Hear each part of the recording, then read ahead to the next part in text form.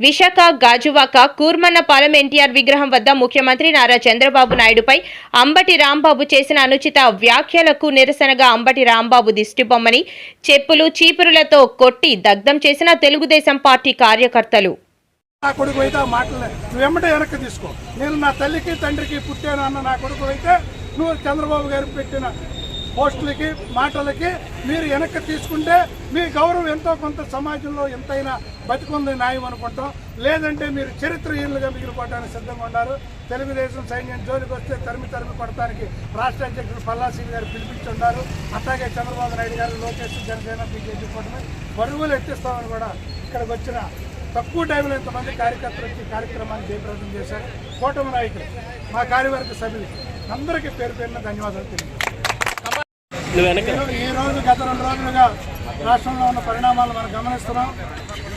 ఒక సైకో పాలనలో గతంలో అభివృద్ధి రాష్ట్రాన్ని చేయకపోగా కల్తీ మద్యాలు, కల్తీ లెక్కలు తయారు చేసి ఈ రోజు తెలుగుదేశం ప్రభుత్వం నారా చంద్రబాబు నాయుడు గారు అభివృద్ధి ప్రదంలో రాష్ట్రాన్ని నడిపిస్తుంటే ఇవన్నీ అవినీతి ఆరోపణలు అని చెప్పిన వాళ్ళు ఈరోజు నిజం అన్ని సిట్టు దర్యాప్తుల్లో కానీ ఎక్కడ న్యాయస్థానాల్లో వాళ్ళ గురించి వాళ్ళ చరిత్ర బయటకు వస్తున్న తల్లికి బెంబేలు పడిపోయి ట్రాఫిక్ డైవర్షన్ పాలిటిక్స్ చేయడానికి జగన్మోహన్ రెడ్డి చేసిన పన్నాగంలో ఈరోజు కొంతమంది వ్యక్తులు, ఆయన చెంచాదారులు, తాబేదారులు, దొంగలు, ఎవరికి పుట్టారో తెలియని నాయకులు ఈరోజు మా రాష్ట్ర అధ్యక్షుడు చంద్రబాబు నాయుడు గారిని దారుణంగా తిట్టడం నేను జరిగింది.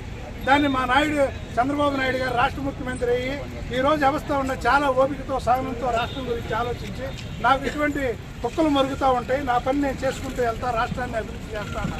కానీ కార్యకర్తలు మనోభావాలు దెబ్బతిని ఈరోజు ఇంతమంది కార్యకర్తలు ఇక్కడికి వచ్చేసి స్వచ్ఛందంగా సంఘీభావంగా ఈరోజు తెలుగుదేశం పార్టీ, జనసేన, బీజేపీ కూటమి ఈరోజు రాష్ట్ర అధ్యక్షుడు పల్లా శ్రీనివాసరావు గారి ఆదేశాల మేరకు ఈరోజు 86వ వార్డులో ఈ కార్యక్రమాన్ని చేపట్టడం జరిగింది. ఒక దుర్మార్గుడు ఈరోజు చచ్చిపోయాడు, రేపు ఎంతోమంది దుర్మార్గులు చచ్చిపోతారు. ఈరోజు రామారావు గారి ఫ్యామిలీని తిట్టారు, ఆ రోజు శాసనసభలో నిండు సభలో మహిళలను తిట్టారు, నందమూరి ఆడపడుచుని తిట్టారు, ఫలితం 11 సీట్లు వచ్చింది. ఈరోజు నారా చంద్రబాబు నాయుడు గారు తిట్టారు, రేపు మీకు 0 ఫలితాలు రాబోతున్నాయి. కాబట్టి ఈరోజు రాష్ట్రాన్ని మీరు ఎన్ని కుయుక్తులు పండినా ఈ అమరావతి అభివృద్ధిని చెందితే ఈరోజు ఈ తెలుగుదేశం పార్టీ, జనసేన, బీజేపీ కూటమి 15 ఏళ్ల పాటు అధికారంలో ఉంటుంది.